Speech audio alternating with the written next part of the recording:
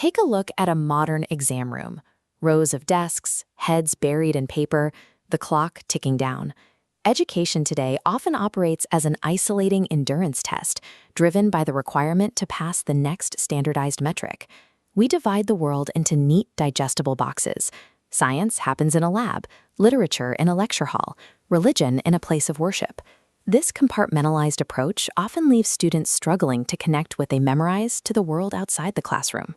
Now, step into 8th century Java. Here, the learning centers had no walls, no desks, and no written tests. They were called Pusramans, educational communities nestled deep within the forest, where mastering biological science and seeking spiritual growth were parts of the same assignment. Records like the Sukabumi inscription from 804 AD provide evidence of these centers. It details the Sanghyang Dharma Pasarman, centers where mentors and apprentices lived together to decode the mechanics of the natural world. To understand why our current methods often feel so detached from reality, we have to follow an ancient Javanese student into the jungle and look at a curriculum based on absolute immersion. At the Pasarman Center was the Resi, a master teacher. Education operated as a lived-in apprenticeship. Ancient texts like Kakawin Arjuna Wawaha modeled this through the myth of Arjuna training under Resi Drona, a bond where the student learned by observing the master's daily life. The wilderness provided the syllabus. Rather than reading abstract theories, students faced the immediate practical mechanics of surviving and thriving in their ecosystem. This animation illustrates their approach to astronomy.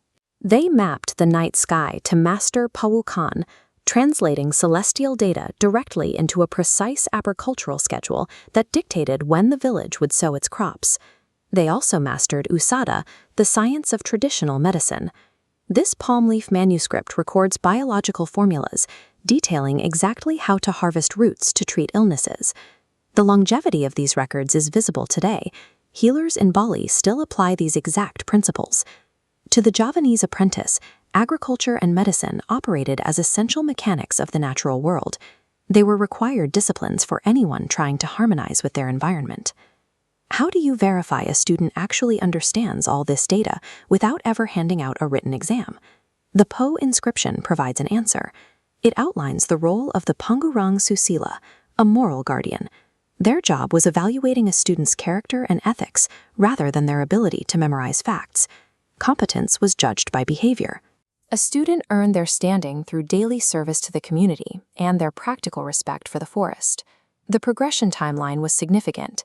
An apprentice would spend years carrying out mundane tasks and demonstrating real-world application before being recognized as a senior student or earning their Resi title. In the Pasarman, graduation depended on the integrity the student demonstrated through their actions.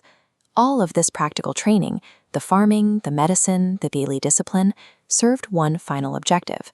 The Javanese called it jnana, knowledge intended to align the individual with the cosmos, rather than a job title or a certificate. By mastering the mechanics of the soil and the movement of the stars, the student eventually arrived at a realization of cosmic unity. This animation shows the concept coined by the 14th century scholar Empu Tantular, Bhinneka Tunggal Ika, different yet one. The education system trained humans to see themselves as an interlocking piece of a vast harmony. An old Javanese proverb captures this exact philosophy. Nelmu iku kelakone kanti laku. It means knowledge only gains meaning when it is actively lived out. Our current systems often prioritize theoretical data in the head. The Javanese model offers a different path, where knowledge is anchored in the hands and the heart. We do not need to abandon our schools and move into the woods. We do need to demand an education that reconnects us to our environment, our mentors, and our own experiences.